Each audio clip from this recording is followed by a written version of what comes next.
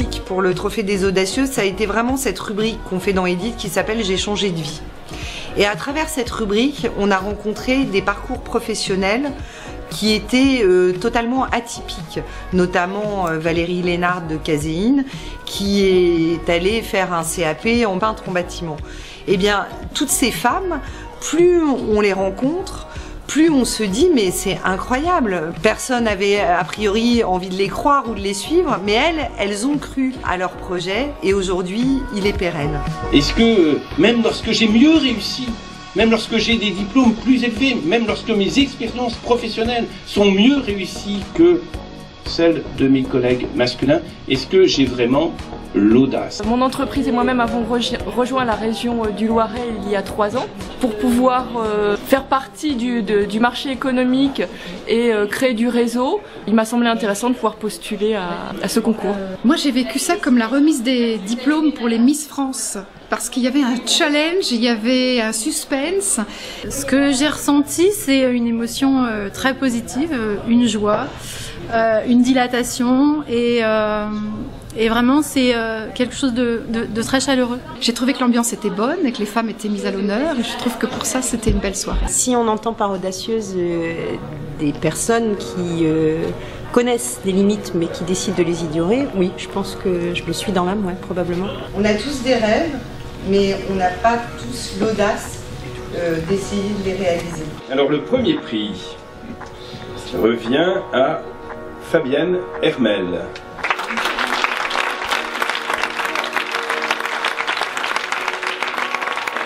La reconnaissance, c'est pas vraiment ce que je cherche. Ce que je cherche, c'est à pouvoir exprimer le moteur qui m'amène jusque-là en fait. Le sens de ma vie professionnelle et sans doute de ma vie tout court, c'est de pouvoir allier humanité et rentabilité économique, donc pour l'entreprise. Et le fait de pouvoir l'exprimer en toute légitimité, c'est quelque chose d'important. Une fois qu'on arrive à cette soirée, on se dit mais finalement oui, tout ce travail, tous ces découragements, toutes ces journées où on se lève très contente de pouvoir se mettre au travail parce que j'adore ce que je fais, eh bien c'est récompensé et pour ça je pense que ça valait la peine d'être vécu. Ça a une valeur symbolique, d'autant que je suis autodidacte et j'ai échoué à plusieurs reprises dans ma scolarité et je n'ai jamais été gratifiée à la hauteur de mes efforts. Donc je dirais même que ça m'a beaucoup aidé à me construire et que je me suis construite dans l'adversité. Et aujourd'hui, oui, c'est presque un premier prix que je reçois à 44 ans.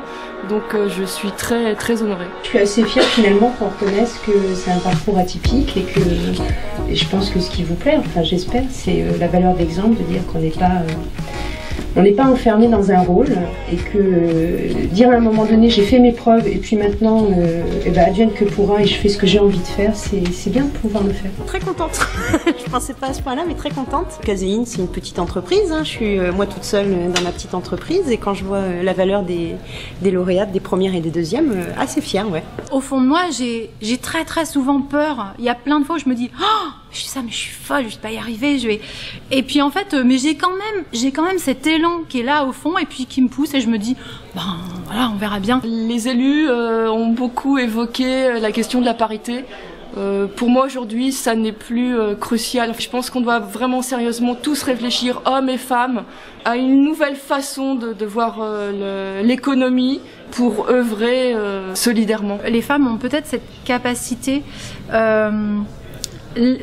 s'autorisent à avoir, à ressentir davantage et peut-être à dire les choses davantage que les hommes. J'ai 5 enfants et puis j'ai un mari qui m'accompagne et qui me soutient et puis surtout qui croit en moi. Et c'est ça mon histoire, c'est une histoire, c'est un projet de vie, c'est un ensemble entre la vie professionnelle qui est là pour nous épanouir et nous faire vivre, nous faire manger.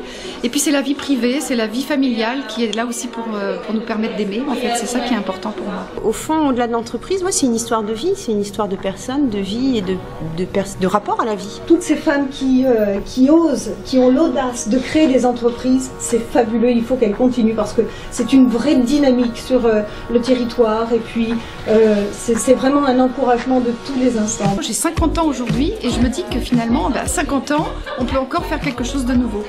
Et rien que pour ça, ça vaut la peine de le faire. Je me sens audacieuse et je sens en moi une part d'inconscience parce qu'en fait, Sans inconscience, on ferait rien. C'est comme avoir des enfants. Si on réfléchissait, si on se disait « Oh là là, mais je vais te réveiller toutes les nuits pendant au moins 2 mois, et ceci et cela, et je m'engage pour toute ma vie », on le ferait pas. Je me sens chef d'entreprise tout court, mais fière d'être une femme. Je suis pas féministe, et si j'en suis là aujourd'hui, c'est aussi grâce à de très nombreux hommes qui m'ont soutenue et qui m'ont poussée. J'ai envie encore plus de continuer pour montrer aux autres femmes que c'est possible, pour montrer que ça vaut la peine de se lancer. Comme le dit le magazine Edith, ça vaut la peine d'avoir l'audace.